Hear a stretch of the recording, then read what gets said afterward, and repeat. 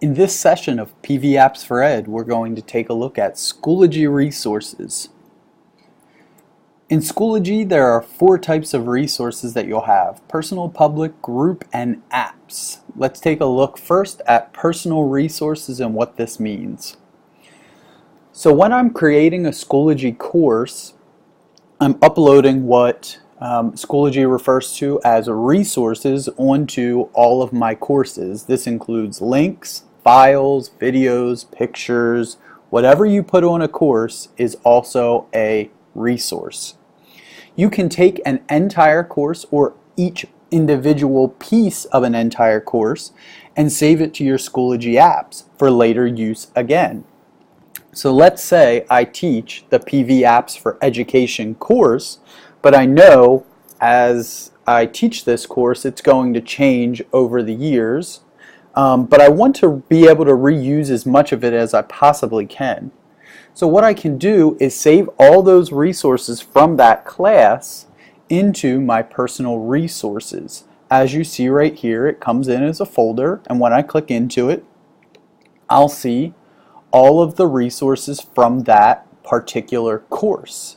If I go back over to the PV Apps for Ed class or course, you can see that I have an options button at the top, and that's where I'll be able to save this course to my resources and choose a location. Or I could go in and save just this folder to my course. Or last but certainly not least, I could save an individual piece to my resources.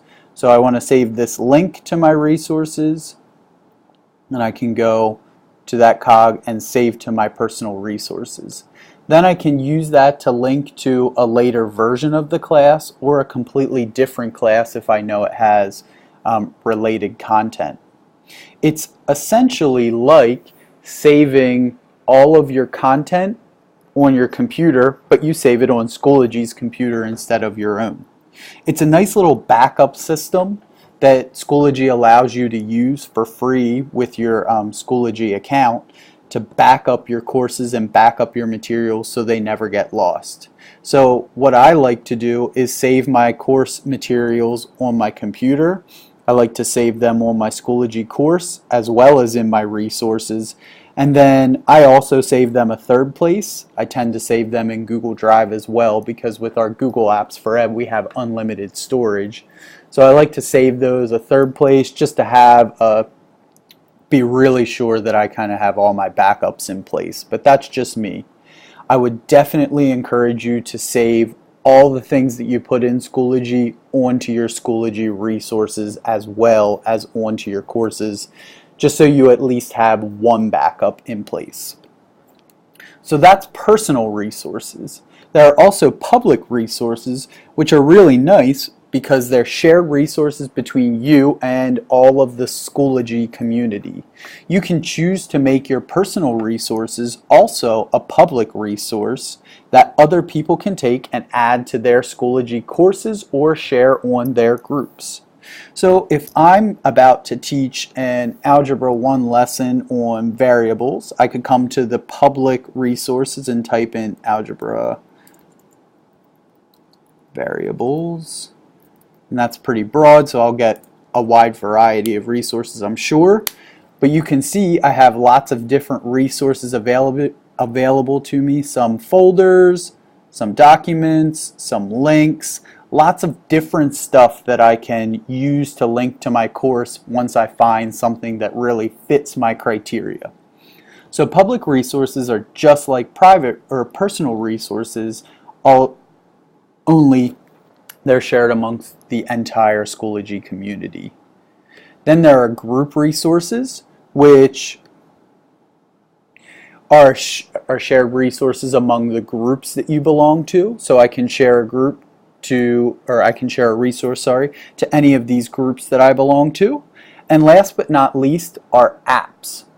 This isn't really a storehouse for you as much as the other resource sections are, as much as it is a place where you can connect your outside applications to Schoology to get to your resources. A good example of this would be Google Drive. Like I said, in the personal resources section, I store all of my things on Google Drive as well as on Schoology, so I can get to my Google Drive stored documents from Schoology because those two are connected. If I want to install a new app like Google Drive, I go to Install Apps here, and the list of uninstalled apps will be here. I can connect a Dropbox account.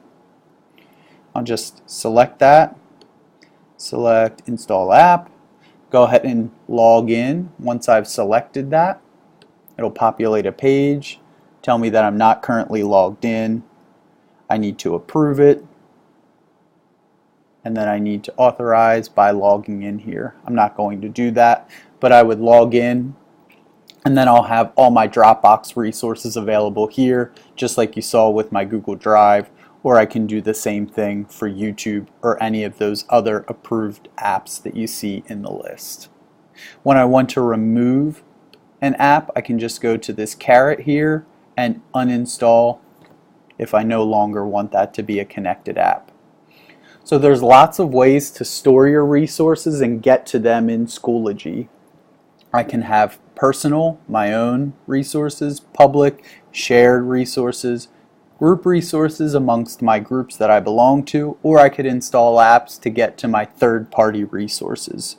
So Schoology allows you a lot of flexibility with the different kinds of resources that you have and things that you can link to your courses or groups.